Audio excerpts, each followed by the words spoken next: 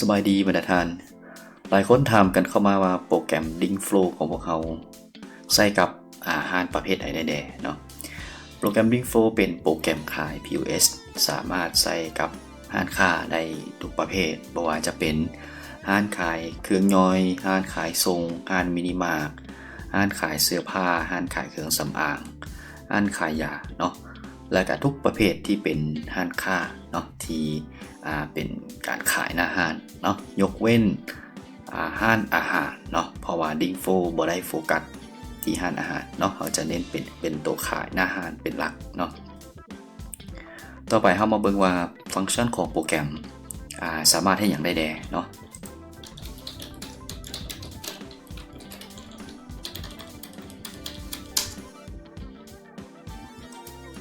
อันนี้คือหน้าตาโปรแกรมเนาะซึ่งเขาจะเซตอัพเป็นห้านขายยาเนาะห้านขายยาในภาพรวมโปรแกรม Link Flow ก็จะแสดงยอดขายเนาะมียอดขายแสดงขึ้นมาแล้วก็จะมีหน้าจอขายหน้าจอขายก็จะทำการดึงเอาข้อมูลการขายทุกอย่างเนาะตัวนี้คือเขาจะได้ทำการเซตอัพระบบขึ้นมาใหม่เนาะเบื้องต้นเราก็จะไปทำการตั้งค่าต่างๆเนาะเช่นว่าข้อมูลห้านที่อยู่โลโก้ต่างๆตั้งค่าเกี่ยวกับใบบิดเนาะซึ่งในเวอร์ชันอัปเดตล่าสุดปัจจุบันก็คือเราจะมีตัวนี้เป็นหน้าใบบิดที่เป็นเดโมให้ยูเซอร์สามารถเห็นได้เนาะแล้วก็สามารถปรับแต่งเช่นมาเพิ่ม QR เพิ่มโลโก้เนาะแล้วก็แสดงที่อยู่ข้อความต่างๆหรือว่าปรับขนาดใบบิดแมนสามารถเห็นได้อยู่ในการตั้งค่าตัวนี้เลยเนาะอันนี้เป็นพวกขนาดฟอนต์อันนี้เป็นระยะห่างที่อย่างว่าเขาจะเพิ่มระยะห่างของแถวระยะห่างก็จะเพิ่มขึ้นมาเนาะฉะนั้นตัวนี้ก็จะสามารถที่จะปรับแต่งได้ตามที่ต้องการเนาะในการพิมพ์ใบบินก็คือระบบของพวกเขาสามารถพิมพ์ได้2รูปแบบก็คือแบบพิมพ์ผ่านเบราว์เซอร์หรือว่าจะพิมพ์โดยกดเนาะตัวนี้รองรับพิมพ์โดยกดเขาสามารถที่จะสั่งผ่านเครื่องพิมพ์โดยที่บ่มีตัวแจ้งเตือนสามารถเปิดดินสักได้เนาะได้โดยกงแต่ในที่นี้ก็คือเขาจะใช้พิมพ์ผ่านเบราว์เซอร์ก่อนเนาะจากนั้นเขาก็ไปตั้งค่าพวกการเงินพวกภาษีถ้ามีบ่เนาะถ้ามีเขาก็เพิ่มตัวนี้ระบบบัญชีขั้นสูงเนาะซึ่งว่าในโปรแกรม Link Flow ของเขามีการลงบัญชีเนาะเขาจะใช้บัญชีวิสาหกิจมาช่วยในการบันทึก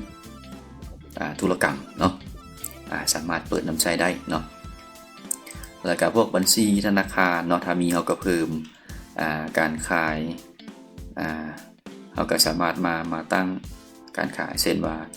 อนุญาตให้ขายเกินสต็อกหรือว่ายอดสูงเนาะอันนั้นก็จะเป็นการตั้งค่าเบื้องต้นเนาะตั้งค่าเบื้องต้นวันนี้ไฮไลท์ก็คือเขาไปเบิ่งระบบบัญชีในหนึ่งเนาะ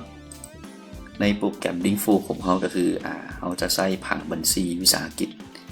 สำหรับวิสาหกิจขนาดน้อยและขนาดกลางเนาะซึ่งผังบัญชีก็จะมีอยู่7หมวดเนาะและก็เป็นรูปแบบบัญชีคู่มีทั้งทรัพย์สินหนี้สินทุนรายรับรายจ่าย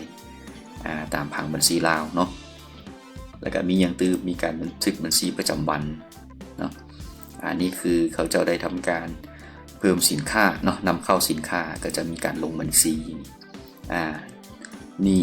307สินค้าใน3นี่ผู้สนอง401แล้วก็มีการสำระเงินเนาะนี่401มีเงินสดเนาะเป็นการสำระอันนี้เป็นการลงบัญชีเนาะการลงบัญชีและในระบบบัญชีก็จะมีรายงานแต่ละประเภทเนาะเช่นว่าใบดุลเดียงใบรายงานผลดำเนินงานต่างๆเนาะซึ่งจะมีหลายๆแบบเนาะรวมไปถึงการปิดบัญชีท้ายปีพร้อมเนาะวันนี้เรามาเบิ่งว่าข้อมูลสินค้ามีอย่างไรในรายการสินค้าเมื่อเข้ามาแล้วเราสามารถมาทำการเพิ่มสินค้าได้เนาะอันนี้เป็นข้อมูลสินค้าเนาะ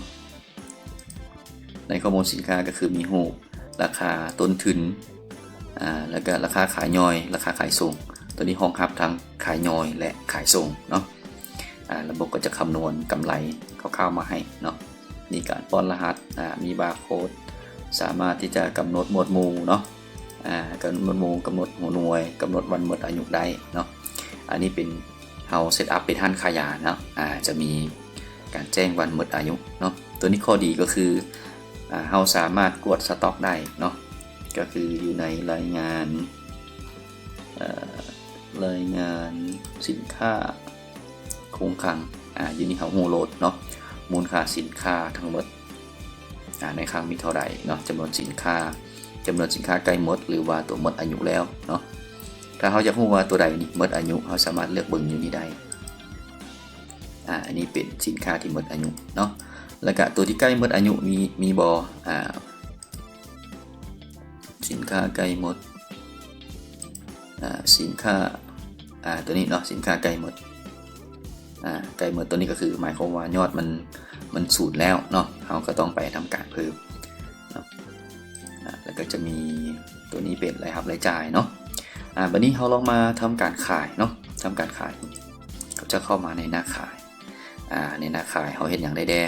ในหน้าขายก็คือเข้ามาแล้วนี่เขามีให้เลือกขายทรงหรือว่าขายย่อยสามารถเลือกหมวดหมู่สินค้าได้เนาะแล้วก็สามารถเลือกลูกค้าเนาะ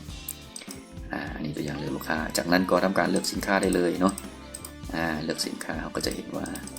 จะเห็นรายการแล้วก็ระบบก็จะคำนวณยอดมาให้เนาะจากนั้นก็ชำระเงินในการชำระเงินก็สามารถเลือกได้เป็นเงินโอนหรือว่าเงินสดเนาะกับป้อนจำนวนเงิน164,000จากนั้นก็กดชำระเงินตัวนี้เนาะแล้วก็ยืนยันการชำระเงินระบบก็จะทำการพิมพ์ใบบินออกมาให้เนาะวันนี้เมื่อขายสินค้าไปแล้วเขาไปเบิ่งว่าระบบบันทึกอย่างใดเนาะอันที่หนึ่งก็คือมันจะบันทึกไปเป็นใบบินที่ขายออกไปสามารถเข้ามาเบิ่งเนาะว่ามีรายการอย่างใดที่พิมพ์ออกไปมีการชำระมีประวัติการชำระแนวใดสามารถมาติดตามมึงได้แล้วก็ที่เป็นไฮไลท์ก็คือเอาลองไปเบิ่งบันทึกบัญชีประจำวันนี่ก็จะมีการขายสินค้าเนาะระบบจะลงบัญชีให้ออโต้เลยเนาะลงบัญชีออโต้เลยเอาไปเบิ่งว่าระบบลงแนวใดเนาะสามารถเบิ่งรายละเอียดเบื้องต้นก็ลงคู่บัญชีขายเนาะขายแล้วก็ลงเป็นหนี้ต้องหักจากนั้นก็เมื่อมีการชำระเงินมันก็จะมาหักยอดกับหนี้ต้องหักเนาะอันนี้ผู้ใดเรียนบัญชีมาก็จะเข้าใจหลักการเนาะแล้วก็สามารถไปเบิ่งรายงานเอาไปเบิ่งรายงานบันทึกบัญชีประจำวันปึ๊บบันทึกบัญชีประจำวันตัวนี้ก็จะเห็นรายละเอียดเลยเนาะว่าภายในมื้อนี้หรือว่าภายในเดือนนี้มีการลงบัญชีอย่างใดแดเนาะสามารถที่จะส่งออก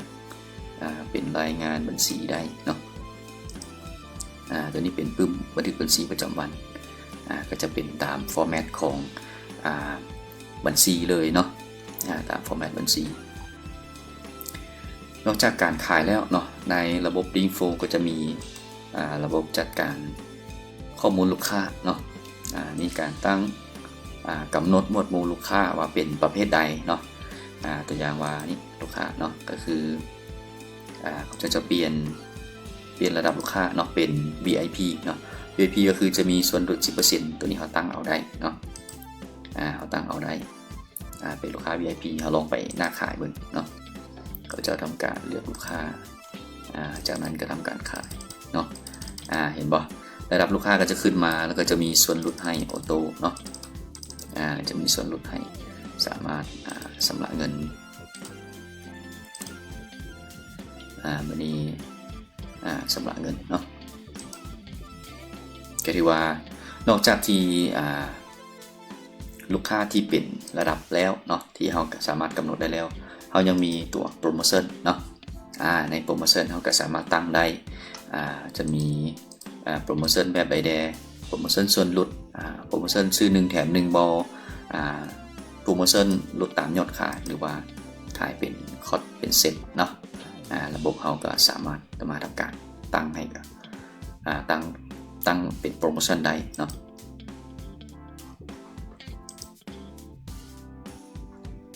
โอเคเนาะอันนั้นก็จะเป็นภาพรวมเบื้องต้นของระบบเนาะรายละเอียดถ้าท่านใดสนใจตัวใดสามารถคอมเมนต์ถามกับเจ้าได้เนาะก็ขอบใจ